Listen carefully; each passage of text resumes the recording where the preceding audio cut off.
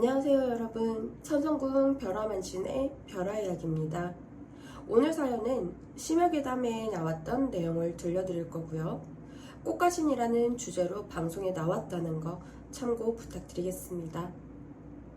지금부터 그 이야기를 들려드리도록 하겠습니다. 인천에 사는 48살 조유정님께서 보내주신 사연이고요. 유정씨 사촌동생이 겪은 일인데 편의상 경희씨라고 부르겠습니다. 때는 1983년 경희씨네 가족은 경상도의 한 작은 농촌 마을에 살았어요. 그런 작은 시골 마을의 어린아이라고는 딱 3명뿐이었어요. 7살짜리 정숙이, 5살짜리 영선이, 그리고 6살이었던 경희씨까지 셋 다 여자인데다 또래다 보니까 자기네들끼리 사이도 엄청 좋고 친하게 지냈죠. 정숙이 집 옆에 영선이네, 영선이네 집 옆에 경희씨 집이 있어서 매일 아침에 일어나면 밥숟가락을 놓기가 무섭게 옆집으로 달려가서 경희야 놀자 이렇게 경희씨를 불러댔어요. 이 세 친구가 가장 즐겨 놀았던 게 바로 고무줄놀이였습니다. 2명은 양쪽 줄 끝을 잡고 개나리 노랑 꽃그늘 아래 가지런히 놓여있는 꽃가시 하나. 마을 사람들이 논일을 끝내고 집에 돌아갈 시간이 되면 항상 이 마을에 어린아이들의 노랫소리가 울려 퍼졌다고 합니다.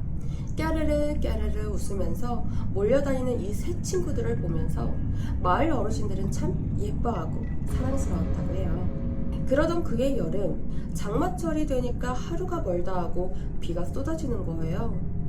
근데 장마가 일주일 넘게 계속 되다 보니까 매일같이 만나던 이 세 친구들은 온종일 집에만 갇혀 있어야 됐죠.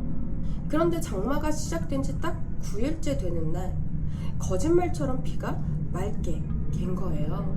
그래서 너무 신나서 엄마 이제 비 안 와! 오늘은 나가서 놀아도 되지? 그래, 비 와서 물 많이 찼으니까 위험한데 가서 놀면 안 돼? 이렇게 엄마의 허락을 받고 신이 난 경희씨는 아침밥을 다 먹자마자 옆집으로 달려가서 오랜만에 친구들을 불러보았습니다. 비도 그쳤겠다. 이 세 친구는 신이 나서 개구리도 구경할 겸 논두렁으로 나갔대요.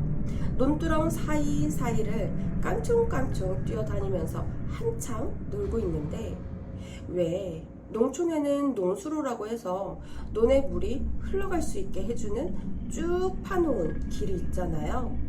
그 길이 모여지는 그 위쪽에 물을 막아놓을 수 있는 수문, 그 수문이 있었습니다. 근데 일주일 넘게 장마가 계속 되다 보니까 물이 거의 넘칠 때까지 찬 거예요. 그래서 어른들이 비가 더 오면 수문이 터질 수도 있으니까 이 물을 좀 미리 빼놔야 되겠다 싶어서 얘들아 위험해 얼른 비켜라 물 내려가 하고 외치셨어요. 그 말에 이 세 친구들은 급하게 엎치락 뒤치락 하면서 논두렁으로 올라갔대요. 근데 너무 급하게 올라오다 보니까 그만 정수기의 운동화 한 짝이 농수로에 빠져버린 거예요.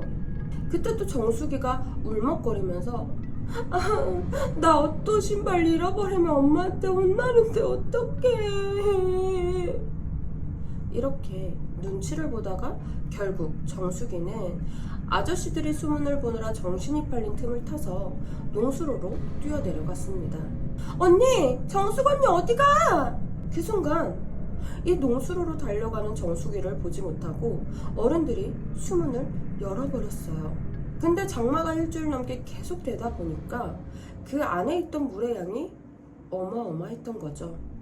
그 수문 안에 가둬져 있던 물은 맹렬한 기세로 농수로에 뛰어들었던 정수기를 덮쳤고 정수기는 결국 물길에 휩쓸려서 금세 모습을 감추게 되었어요. 그날 온 마을이 발칵 뒤집혔습니다. 소식을 들은 정숙의 엄마는 신발도 제대로 챙겨 신지 못하고 정신없이 달려왔어요. 정숙의 엄마는 목 놓아 울고 계시고 마을 아주머니들이 진정시키는 동안엔 아저씨들은 물길을 따라서 온 동네를 뒤지면서 정수기를 찾기 시작한 거예요. 정수가 대답해! 정수가! 아무리 찾아도 보이지 않았어요. 그런데 몇 시간을 찾아 헤맨 끝에 정수기를 찾은 곳은 이 물길 따라 끝에 있는 옆 동네 저수지였습니다. 그 물길이 끝나는 곳에서 정수기는 익사한 채로 발견이 되었어요.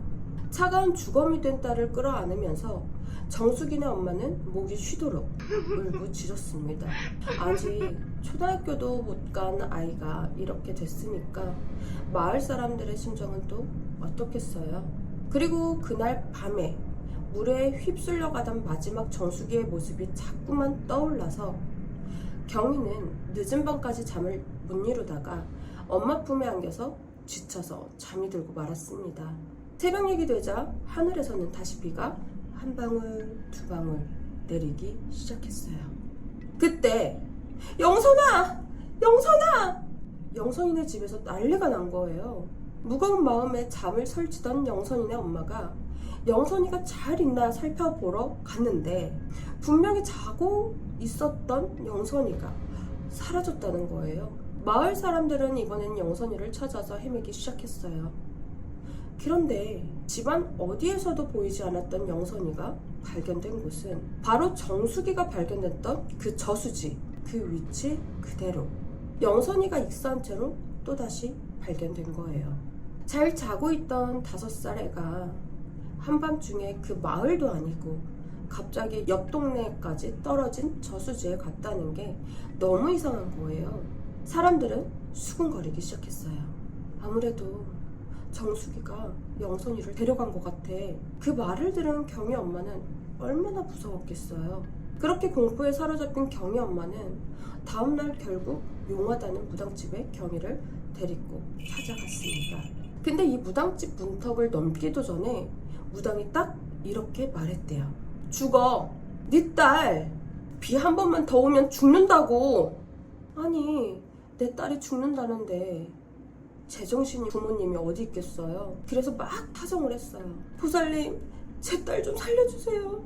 제가 뭐든지 다 할게요. 제발요 살려주세요. 울고 불고 매달렸더니 무당이 경희한테 한 가지 당부를 했대요. 대답하지 마 절대로. 네 친구들이 찾아와서 널 불러도 절대 대답해선 안 돼. 이렇게 하셨대요.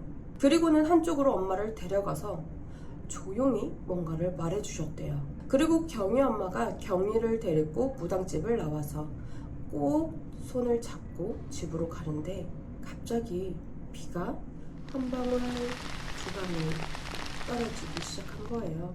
근데 아까 무당이 그랬잖아요. 비가 한 번만 더 오면 죽는다고. 사색이 돼서 엄마가 경희를 끌고 정신없이 집으로 돌아갔어요. 빗방울은 밤이 깊어질수록 아예 세차게 내리기 시작했습니다. 그날 밤에 엄마랑 경희랑 나란히 누워서 경희야 절대 불러도 대답하면 안 된다. 절대로 대답하면 안 돼. 알았어 엄마. 이렇게 엄마가 등을 토닥토닥 해주니까 이 토닥이는 따스한 엄마의 손길에 잠이 들려던 바로 그때 익숙한 노랫소리가 들리기 시작했어요. 개나리 노란 꽃그늘 아래 가지런히 놓여있는 꽃가시 하나. 방문 밖에서 들려오는 노랫소리에 경희씨는 살짝 잠이 들려다가 깨버렸습니다. 무슨 소리지? 어리둥절하고 있는데 경희야 놀자. 경희 언니 빨리 나와. 바로 친구들의 목소리였어요. 근데 기억하시죠? 대답하면 안 돼. 무당이 얘기했잖아요. 절대로 대답하지 말라고. 근데 이 경희씨는 겨우 6살밖에 안 되는 어린아이였어요. 대답하면 안 되는데 자기도 모르게 정숙이 언니야? 영선이도 왔네? 자기도 모르게 그렇게 대답을 해버린 거예요. 친근한 목소리가 들리니까.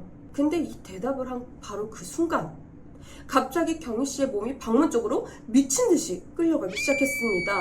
몸이 막 이렇게 뭔가 밖에서 기어코 경희씨를 끌어내고야 말겠다는 것처럼 엄청난 힘으로 경희씨를 당기기 시작했어요. 그래서 막 살려고 발버둥을 치고 방바닥을 이렇게 손으로 막 짚어보면서 기어가려고 하는데 자꾸만 몸이 방문 쪽으로 끌려갔대요. 도저히 자기 힘으로 할 수가 없어서 엄마! 엄마! 엄마! 아무리 불러도 엄마가 미동도 안 하는 거예요. 마치 경희 씨랑 엄마가 다른 세상에 있는 것처럼. 그 순간 경희 씨는 가슴을 움켜쥐기 시작했어요. 가슴 속에 불덩이가 들어 앉은 것처럼 아주 뜨겁게 달아오르기 시작했대요. 그러는 동안에도 경희 씨 귓가에는 계속 친구들이 부르는 노랫소리랑 경희야 빨리 와. 경희는 놀자. 라는 소리가 들리고 있었대요. 이 가슴팍을 쥐면서 꺽꺽대면서 방문 쪽으로 질질 끌려가다가 경희 씨가 등 뒤에 방문이 닿는 그 순간 기절하고 말았어요. 시간이 한참이 흐른 후에야 일어나 보니까 엄마는 경희 씨 몸을 사정없이 주무르고 있는 거예요. 경희 씨가 눈을 딱 뜨니까 엄마가 경희 씨를 끌어안고 엉엉 울기 시작했어요. 우리 애기 괜찮은 거지? 아가 너무 다행이다. 괜찮아? 이러면서 막 우셨대요. 근데 경희 씨는 엄마가 갑자기 우니까 그 눈물에 이게 무슨 상황인가 싶었다는 거죠. 그랬더니 엄마가 보살님 감사합니다. 감사합니다. 천주신령님 너무 감사합니다. 엄마, 근데 아까 정수견이랑 연선이가 와서 나 같이 놀려고 했는데 내가 가려고 하니까 여기 가슴이 너무 뜨거워서 못 나갔어. 그 말을 들은 엄마가 깜짝 놀라서 기억이 찾아왔구나. 기어이 걔네한테 끌려갔으면 어쩔 뻔했어. 세상에 이게 없었으면 어쩔 뻔했니. 이러면서 경희 씨가 입고 있던 러닝을 팍 벗기더니 뭔가를 찾기 시작했어요. 근데 아까 경희 씨가 이 가슴 쪽에서 타오르는 듯한 뜨거운 고통을 느꼈다고 했잖아요. 바로 그 위치에 덧댄 작은 천을 봤습니다. 그 천을 뜯으니까 그 안 꼬깃꼬깃 접힌 부적이 보이는 거예요. 알고 보니까 그 부적이 낮에 갔던 그 무당집에서 엄마한테 준 거였어요. 이 속옷에 작은 주머니를 만들어서 부적을 넣은 다음에 경희 씨한테 꼭 입히라고 무당이 신신당부를 하셨다는 거예요. 그리고 한쪽 구석으로 무당이 엄마를 불러서 이야기하셨다는 또 다른 비방법이 있었어요. 엄마가 이 부적을 보시고 순간 벌떡 일어나서 방문을 열었는데 엄마가 그 자리에 다리에 힘이 풀려 주저앉고 말았어요. 어머나 세상에, 인형이 사라졌네? 사실 이 무당이 알려준 비방이 지프로 인형을 만들어서 딸의 속옷을 입혀둔 다음에 그걸 방문에 걸어두라고 한 거였습니다. 근데 감쪽같이 그 인형이 사라져버린 거죠. 여러분, 과연 그 인형은 어디로 갔을까요?